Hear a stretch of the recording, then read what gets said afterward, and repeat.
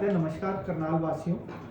भारत की जनगणना 2027 वर्ष 1872 से अब तक की 16वीं तथा स्वतंत्रता के बाद की 8वीं जनगणना होगी। ये जनगणना 2 चरणों में आयोजित की जाएगी। पहला चरण मकान सूचीकरण एवं मकानों की गणना का होगा, जिसे 1 मई 2026 से 30 मई 2026 तक हरियाणा में कराया जाना प्रस्तावित है।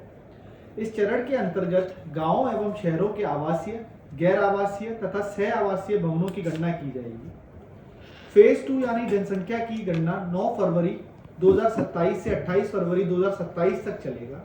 जनगणना के आंकड़े देश एवं जनता के कल्याण हेतु नीतियों एवं योजनाओं बनाने के लिए अनिवार्य हैं। इसमें हर भवन, हर व्यक्ति की गणना होना अनिवार्य है, क्योंकि यही आंकड़े विकसित भारत के निर्माण के लिए आधार बनेंगे। इसी के आधार पर शिक्षा, आवास एवं घरेलू सुविधाएं प्रदान करना एवं अनेक कल्याणकारी योजनाएं सम्मिलित हैं। इसी जनगणना के आधार पर संसद, विधानसभा निर्वाचन क्षेत्र, पंचायतों एवं अन्य स्थानीय निकायों का परिसीमन किया जाना है।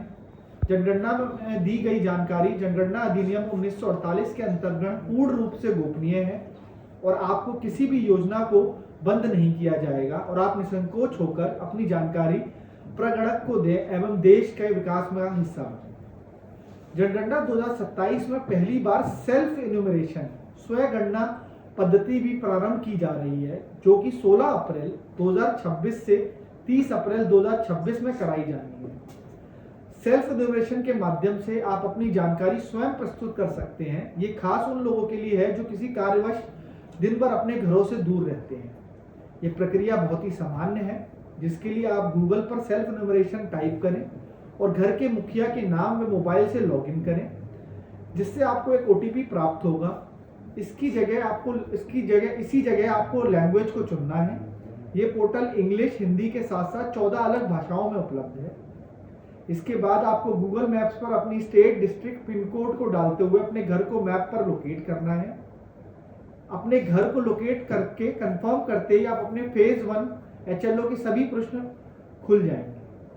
ये 27 प्रश्न आपके मकान की स्थिति, घर में कुल लोगों की संख्या, घर के मुखिया की जानकारी, पेयजल का स्रोत, घर में radio, television, computer, laptop, motorcycle, car का होना आदि के बारे में है। सभी प्रश्न बहुकल्पीय हैं। इनका जवाब देने के बाद आप सबमिट करेंगे तो यह मैसेज या ईमेल के द्वारा आपको एक सेल्फ इन्यूमरेशन ID की प्राप्ति होगी, जो आपको जब प्रगणक आपके घर आए उसे देनी होगी। ID द्वारा सभी प्रश्नों का जवाब प्रगणक के पास आ जाएंगे और इसके सत्यापन के बाद वह इसे सबमिट कर देगा। इससे प्रगणक और आपका कीमती समय बचेगा और डिजिटल इंडिया के गोल्स की तरफ हम बढ़ेंगे।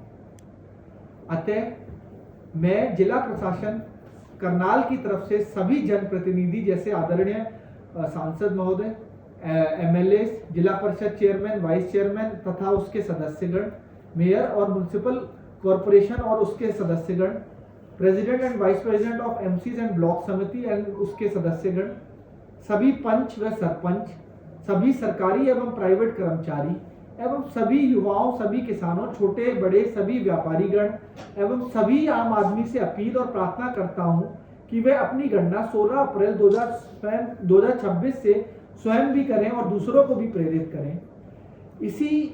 उसमें मैं आज स्वयं भी अपनी स्वगणना के लिए सेल्फ इन्यूमरेशन की एक्सरसाइज कर रहा हूं, जो कि अभी स्टार्ट करके इसको कंप्लीट करके, और आपसे भी अपील करता हूं कि आप भी इसमें भाग लें।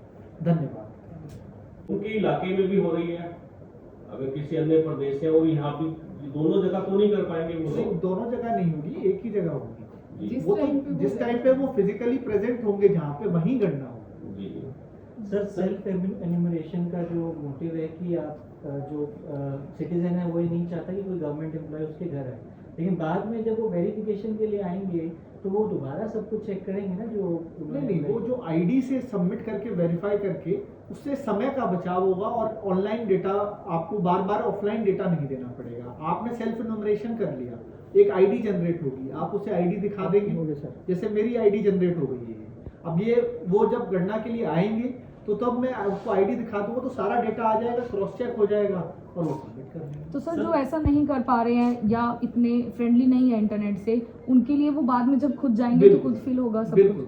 सर वो तब खुद फील करेंगे। सर, आपने कहा कि ये ऑनलाइन होगा, लेकिन प्रॉपर्टी आईडी की अगर बात करें, आपने कहा कि सब पता लग जाएगा कि इसमें क्या है, लेकिन प्रॉपर्टी आईडी तो अब तक भी ठीक नहीं है, तो वो तो शो वही शो करेगा ऑनलाइन जो गलत साथ में गलत। इसलिए सेल्फ दिया है ना, सब बता दो। ये सेल्फ एन्यूमरेशन है कि आप डेटा भर रहे हैं और ये भारत सरकार की स्कीम है और उसके बाद उसका रिक्रॉस चेक वेरिफिकेशन है। सर हम सेल्फ है ठीक है, लेकिन जब उसको कंप्यूटर पे गलत दिखेगा वो तो जनगणना से बाहर हो गया, वो तो अपना ठीक कराने में चक्कर काटने शुरू हो जाएगा, अपनी आईडी को ठीक कराने लग जाएगा।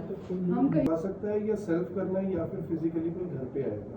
नहीं, पहले जो सेल्फ एन्यूमरेशन है उसके बाद फिजिकली जो सेकंड फेज होगा उसमें वो घर पे है, यानी वो होगा ही, फिजिकल होगा ही 100% होगा। वो रीवेरिफिकेशन तो होगा और जो ऑनलाइन नहीं कर पा रहा वो भी फिजिकल के टाइम पे करवा सकता है, तो लोग पैनिक ना हो कि पैनिक ना हो कि हम रह गए। Right sir. तो सर ये क्या एमसीक्यूज अवेलेबल है इसमें क्वेश्चन में क्या इसमें कुछ है? 27 प्रश्न है और वो बहुविकल्पी हैं, तो उसके आधार पर आप उसको चिन्ह करके सिलेक्ट करके और उसके बाद उसको सबमिट। जनगणना रहने वाली है, इसमें जाति का ऑप्शन भी रखा गया है। इसमें एक क्वेश्चन रखा गया है कैटेगरी का, उसमें केवल 3 ऑप्शंस हैं हमारे पास, एससी, एसटी और अदर्स। एससी की हमारे पास लिस्ट ऑलरेडी गिवन होगी, उसमें आप क्लिक करके और लिस्ट में अपनी जाति देख सकते हैं। अगर एससी में है तो आप एससी सेलेक्ट करेंगे, एसटी हमारे पास हरियाणा में कोई है नहीं, वरना हम अदर्स सेलेक्ट करेंगे। सर इसमें आधार कार्ड का भी कोई रूल रहेगा, कोई आधार कार्ड नंबर डाल रहे हैं या इन जनरल जो डाटा देना वैसा ही है? नहीं, हम कहीं पे भी सेंसस में डॉक्यूमेंट्स नहीं मांगेंगे किसी से भी रिलेटेड, केवल मोबाइल नंबर मांगा जाएगा, वो भी एन्यूमरेटर मांगेगा तो ऑप्शनल है, अभी आप सेल्फ एन्यूमरेशन करेंगे तो मैंडेटरी है। सर मेरा सवाल है इसमें, सर जो पोर्टल रहने वाला है उसका सर्वर कैसा रहने वाला है? बिल्कुल इसमें जो सर्वर है वो बिल्कुल इसमें कोई इश्यूज नहीं आएंगे, तो ये बिल्कुल चेक करके ट्रायल रन करके ही किया गया है, तो उसमें ऐसी कोई दिक्कत तो नहीं। सर ऑनलाइन का टाइमिंग क्या रहेगा? क्योंकि बहुत सिंपल ही है ये। ऑनलाइन का सर टाइमिंग कब तक रहेगा, कब तक कर सकते हैं? 16 से 16 फरवरी से 16 अप्रैल से 30 30 अप्रैल। ये डाटा सर डेट सेंटर पर सेव होगा, कहाँ होगा जो सर्वर? सर्वर पर सेव होगा मैडम, जहाँ और पे ये- हम इसमें लोकेशन डालते हैं वो मैपिंग करके, और जो जहाँ पे वो ब्लॉक होगा, जहाँ पे एन्यूमरेटर जाएगा उसके पास अपने आप उठा लेगा, वो उसको दिखाएगा कि इस एरिया में हमारे पास यहाँ पे सेल्फ एन्यूमरेशन की गई। और एक बार मैम सर साइट बता दें किस साइट पे लोगों ने इसको ऑनलाइन अपना वो करना है, कुछ हाँ, लिंक इसके बारे में बताता हूँ आपको। जो sc.census.gov.in साइट है इसकी, इस पे आप केवल नंबर से आपका लॉगिन करके और फिर आप मैम आप थोड़ा सा टेक्निकली साउंड है, आजकल साइबर फ्रॉड शुरू हो जाते हैं, इसी नाम पे साइबर फ्रॉड शुरू हो जाएगा। लिंक भेजा लोगों को फोन पे और ये भर दो, आप उसके केवल- लिए लोगों को बताना चाहेंगे कि क्या .gov.in जहाँ पर ना हो उसको क्लिक ना करें। हाँ जी बिल्कुल सर, जहाँ पे ये एक ही साइट है हमारी सेल्फ एन्यूमरेशन की, sc.census.gov.in, केवल इसी पे जाके सेल्फ एन्यूमरेशन होगी। प्लस आगे जो एन्यूमरेटर और सुपरवाइजर्स आएंगे आपके घर पे, उनके पास इस बार डिजिटली ये किया गया है, जो आईडी कार्ड उनको अपॉइंट दिए जा रहे हैं उन पे QR कोड गिवन है। अगर उस QR कोड को वो स्कैन करते हैं तो जो एन्यूमरेटर की डिटेल्स हैं, सुपरवाइजर की डिटेल्स हैं, वो रिस्पोंडेंट को शो हो जाएंगी। तो इसके थ्रू हम थोड़ा .census.gov.in। सर इसमें सेफ्टी पॉइंट्स है जिसका ध्यान रखना बड़ा जरूरी, कुछ है ऐसे आपने चूज किए हैं सर कुछ सेफ्टी पॉइंट्स हो? नहीं, ये तो बहुत सिंपल सा है, आपकी जानकारी से लेके संदर्भ में ही है कि जो आपसे रिलेटेड, आपके जैसे मैंने बताया कि घर में क्या क्या चीज़ है, कितने लोग हैं, मुखिया की जानकारी, वही चीज़ें हैं, तो वो तो पर्सनल डिटेल्स हैं, वो उनको अपने लोगों को अपने सोच विचार से ही भरनी चाहिए। सर एक बार साइट पे सर हाँ, ऐसी कोई डिटेल नहीं है कि जिससे कोई बैंक का फ्रॉड या फिर कोई साइबर फ्रॉड के चांसेस। सर चार्जेस भी इसमें नहीं देने, क्योंकि आजकल सर जैसे से ज़्यादा संख्या में भाग लें ताकि आप इस जनगणना का हिस्सा बन सकें और देश के विकास में हिस्सा। सर टाइम पीरियड कम नहीं है,